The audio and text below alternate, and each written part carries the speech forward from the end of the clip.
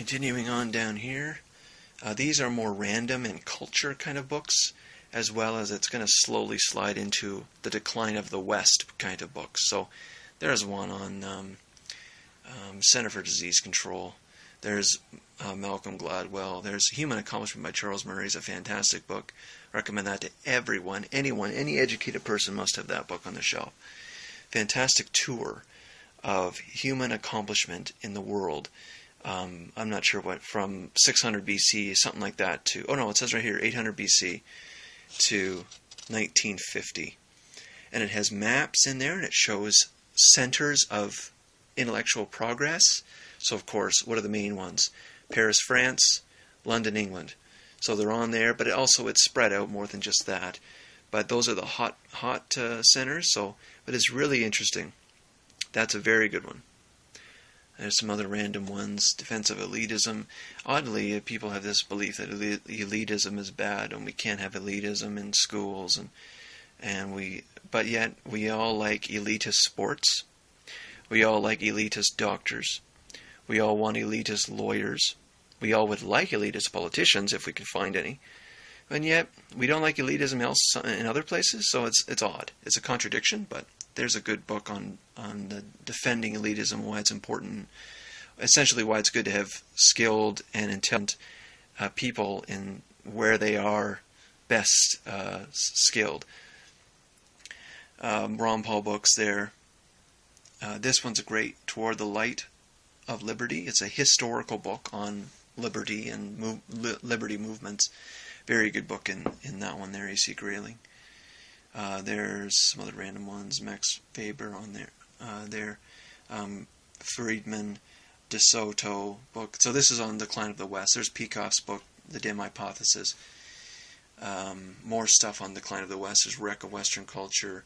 Looking in the Abyss. So that's the onset of postmodernism and relativism, and really the scattering and decentering of standards and objective knowledge and morality even.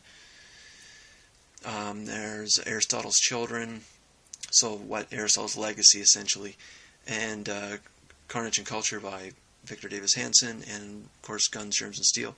Those two books actually have theses that are conflicting. So Jared Diamond believes that what has led to the West and what has led to certain cultures being more dominant than others is guns, germs, and steel, but really his main thesis is the environment. Not the people, the environment, which has caused certain cultures to be more technological than others, more advanced in social, in government or social structures, versus Victor Davis Hansen thinks that warfare and strategy and tactics actually has been the pivotal factor, the most important factor, not the only factor. Just like Jared Diamond wouldn't say that environment is not the only factor, but he says it's the most important factor. Victor Davis Hansen thinks that the most important factor is warfare and conducting warfare. And of course, the most important probably example, he would say, would be the battle at Thermopylae from the Greeks versus the Persians. Here's random more culture books. So there's Adler, The Great Ideas, Alan Bloom, kind of random essays. These ones here are random essays, random essay books. So they're A.C. Grayling, random essays, Richard Dawkins, random essays. Freud, I've got Freud in there on Civilization, that great one. Montaigne essays, Montesquieu, The Persian Letters. There's Einstein's book. I've read that one, Ideas and Opinions. It is his random ideas and opinions on all kinds of things. It's The Essential. Chomsky's on random stuff. There's Hitchens, Letters to a Young Contrarian. Read that. Didn't like it, but I probably should try it again. I was hoping that he would talk about what it's like to be a contrarian, but he doesn't really do that, so it's disappointing. He wasn't really speaking to me as I thought he might. Some more random ones. There's by Leo, Incorrect Thoughts, supposed to be good. There's Buckley Jr. There's Chris Hedges, Empire of Illusion. Some other stuff on race. And there's William Dalrymple. Life at the Bottom is a pretty good book, talking about poverty, and it's that people in poverty are not exactly there because they're put there by society or something like that. That a lot of the people in poverty are there because they choose to be there. So it's kind of demything all of that stuff, that poverty is inflicted. It's certainly, I don't think William Dalrymple would say that poverty is fully chosen, but I think a lot of the rhetoric today is that it's completely inflicted. And then there's the dumbest generations on education.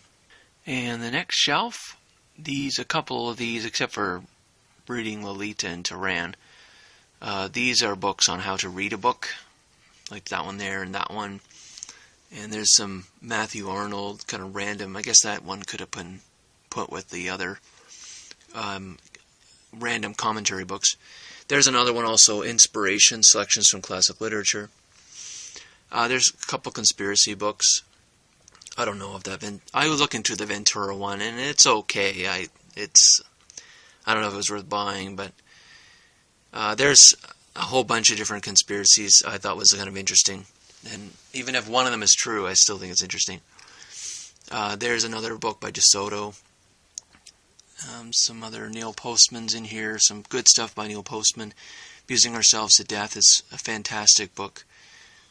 And more random media stuff. And Eric. Oh, there's another one by Postman, The Disappearance of Childhood. It's a good book. Just look up those books if you want to hear what I have to say about them in another video. There's here's all my Sowell books.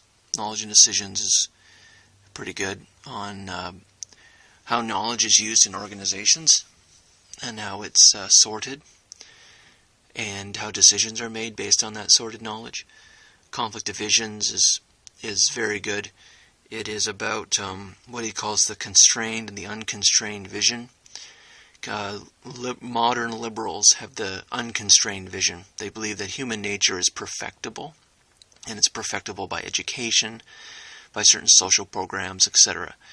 The constrained vision is the kind of the conservative or Republican vision, and that says that human nature is flawed and always will be flawed, and you can't have perfect solutions. You can only have trade-offs and compromise. So it attests that it is more realistic, whereas it also says that the modern liberal view is more utopian. Vision of the Anointed is about intellectuals and why they think that they know better than everyone else.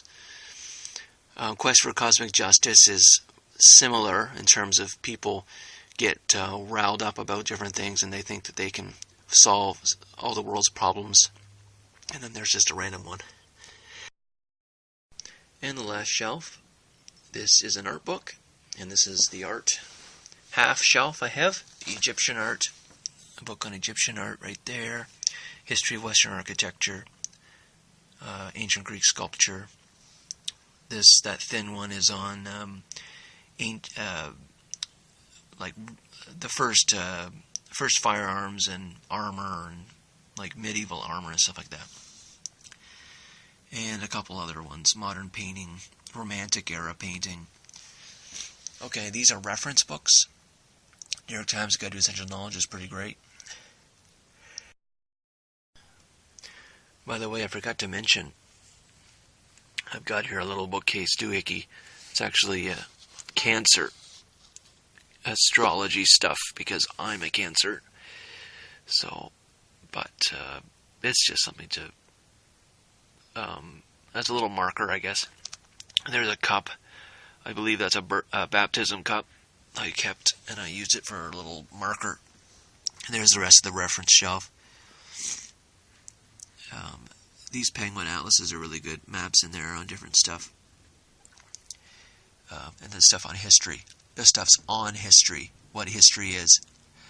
So the defense of history, killing of history, the death of the past, the idea of progress, and Toynbee's study of history.